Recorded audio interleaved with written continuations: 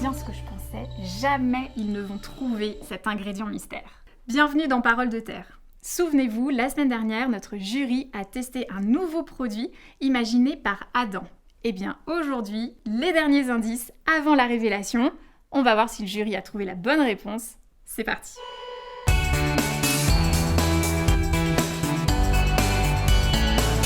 Bonjour. Bonjour. Merci d'être venu. J'espère que vous avez bien réfléchi cette semaine et que vous avez un peu pensé à cet ingrédient mystère. On a aujourd'hui avec nous un des fondateurs de ces recettes que vous avez testées, qui s'appelle Adam. Bonjour à tous. Bonjour. Bonjour Agathe. Bonjour Adam, merci de nous rejoindre. Alors, qu'est-ce que tu peux nous dire sur ce produit? Comment t'es venue l'idée?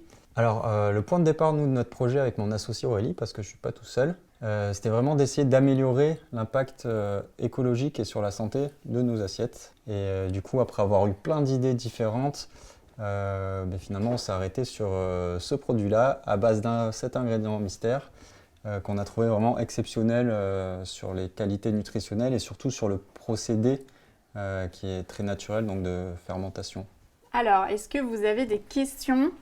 Alors Adam, tu dis que le produit est écologique. Et est-ce qu'il pousse en France? Alors l'ingrédient mystère pousse en France, tout à fait, oui. Et l'ingrédient mystère dans notre produit provient de France, effectivement. L'ingrédient mystère est une plante qui est cultivée depuis des millénaires, principalement en Asie, dont elle est originaire. Elle est cultivée en France depuis les années 80, principalement dans le sud-ouest, en Bourgogne et en Alsace. C'est une filière française qui est très bien organisée et pérenne. Je vais vous donner un autre indice. Cette plante, et comme toutes les plantes de cette famille, elle a un super pouvoir. Elle arrive à capter l'azote qui est présent dans l'air et à l'utiliser pour sa croissance et pour enrichir le sol. Donc les agriculteurs n'ont pas besoin d'en ajouter sous forme d'engrais. C'est un sacré atout environnemental. Alors, vous avez trouvé ? Alors, c'est le moment. Vous avez goûté, vous avez eu plein d'informations, donc c'est le moment de vous demander ce que vous pensez être l'ingrédient mystère. Je vous donne ces petites ardoises, les craies aussi.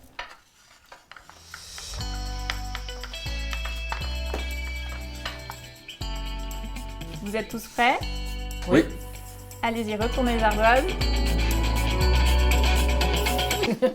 Ah. Ok. Eh ben, Adam, est-ce qu'on a la bonne réponse?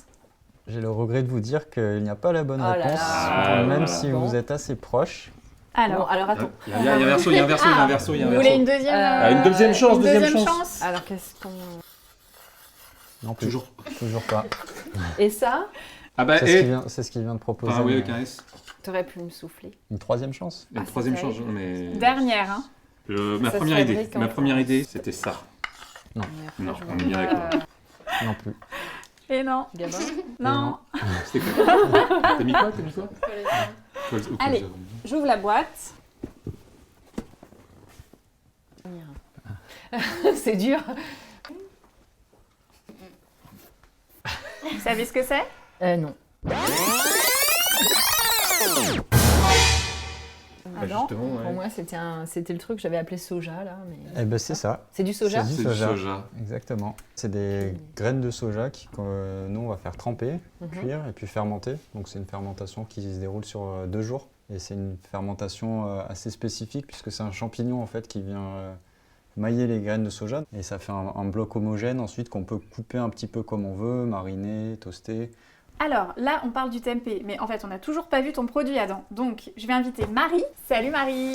Bonjour Agathe, bonjour à tous. Bonjour. Tiens, Adam, ton Merci. produit. Alors, Marie, elle est experte des innovations culinaires. Alors, Marie, est-ce que tu peux nous dire où en sont les tendances autour des produits au soja? Alors en France, il existe beaucoup de produits au soja. Il y a des boissons, des desserts, des plats cuisinés. C'est des produits qui existent déjà depuis un certain temps et qui sont bien développés en France. Le soja, il est aussi utilisé en tant qu'ingrédient pour la fabrication de produits.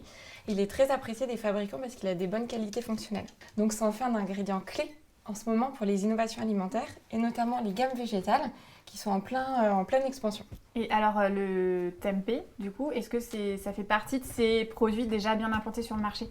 Alors en France, donc le tempeh, il n'existait pas il y a encore peu de temps. C'est un produit qui répond à une vraie tendance. Qui est porté par le végétal et par le flexitarisme. Du coup, il est de plus en plus apprécié par les consommateurs et connu. La fermentation, en fait, qui est un procédé qui est ancestral, revient sur le devant de la scène parce qu'elle apporte des propriétés aux produits qui sont très intéressantes. Et pour les légumineuses, comme le soja particulièrement, parce qu'en fait, elle permet d'améliorer les qualités sensorielles des produits. Tu nous le montres ton produit, Adam, et du coup tu peux peut-être aussi nous dire les recettes que tu as fait goûter, enfin ce que c'était vraiment. Alors le produit nature, il se présente sous cette forme, donc une forme de bloc homogène qu'on peut couper ou émietter un petit peu comme on veut. Et dans les recettes que vous avez goûtées, du coup il y a une recette que vous retrouvez au dos de notre paquet, qui est une marinade à base de sauce soja, de beurre de cacahuète, de sirop d'érable, de citron, et qui est passée au four. Vous avez aussi goûté un nuggets de tempeh. Et puis, ce que tu as appelé la salade, c'était une tentative d'imitation de tartare où on retrouve la couleur rose grâce à du jus de betterave et qu'on assaisonne ensuite avec des oignons, des capres, des cornichons. Merci Adam, tu nous as bluffé avec ton tempeh puisque tu vois que personne ne l'avait trouvé. Donc nul doute que tu nous blufferas aussi sur les autres produits à venir. Donc vraiment, bravo, merci à tous. Merci Agathe. Merci. Bon, ils étaient sympas ces dégustateurs. Très bien joué le jeu. Très sympa. Alors, ce soja, une chose à retenir. Laquelle, Marie? Alors, le soja, c'est une culture qui est bien implantée en France depuis de nombreuses années et qui est appréciée des agriculteurs pour ses atouts environnementaux. Élodie? Oui, d'un point de vue nutritionnel, le soja, c'est une source intéressante de protéines végétales car c'est celle qui se rapproche le plus en composition et en qualité des protéines animales. Super. Adam, où est-ce qu'on peut trouver tes produits? Alors nous, on travaille exclusivement en Ile-de-France, donc vous pouvez nous retrouver dans certains restaurants et magasins spécialisés en bio. D'accord. Et alors, une dernière question. Qu'est-ce que ça veut dire kedelai? Kedelai, en fait, ça veut dire soja en indonésien, mais nous, on travaille vraiment avec du soja français, on fabrique à Nanterre. Et si vous ne connaissiez pas encore le tempeh, laissez-vous temper. Merci beaucoup Adam, merci beaucoup Élodie, Marie. Et merci à vous d'avoir suivi cet épisode et cette saga autour des innovations culinaires. On espère vraiment vous avoir donné envie de découvrir les tempeh d'Adam et les petits crocs de Gabriel à retrouver dans les épisodes précédents. Alors si vous aimez le Made in France et l'agriculture française, abonnez-vous à notre chaîne YouTube Terre Oléo Pro pour faire plein de découvertes et à très bientôt pour de nouveaux épisodes. Salut!